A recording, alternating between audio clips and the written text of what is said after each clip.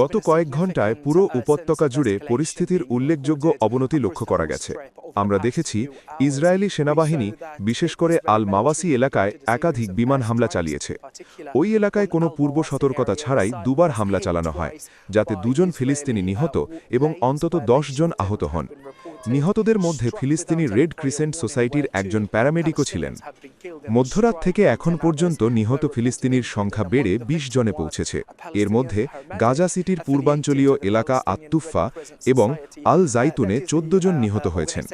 এতে বোঝা যায় যে ইসরায়েলি হামলার গতি বা তীব্রতা কমার কোনো লক্ষণ নেই।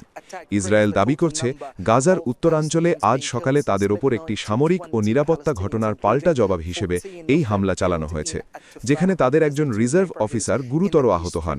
তবে এই দাবির সপক্ষে কোনো ভিডিও প্রমাণ দেওয়া হয়নি।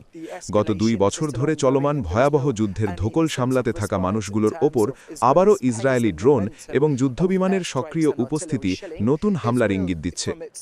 আজ সকালে ইসরায়েলি সেনাবাহিনী চিকিৎসার জন্য বিদেশে যাওয়ার অপেক্ষায় থাকা ফিলিস্তিনি রোগীদের তৃতীয় দলের যাত্রা স্থগিত করেছিল। তারা দাবি করেছিল বিশ্ব স্বাস্থ্য সংস্থা বা WHO প্রয়োজনীয় তথ্য দিতে ব্যর্থ হয়েছে। তবে 3 ঘণ্টা পর ইসরায়েলি কর্তৃপক্ষ ফিলিস্তিনি রেড ক্রিসেন্টকে জানায় যে রোগীদের গাজা ছাড়ার সমন্বয় প্রক্রিয়া আবার চালু করা হবে। গত 10 মিনিটে আমরা খান ইউনিসে ফিলিস্তিনি রেড ক্রিসেন্ট হাসপাতালের সামনে WHO এর গাড়ি এবং বাস আসতে দেখেছি।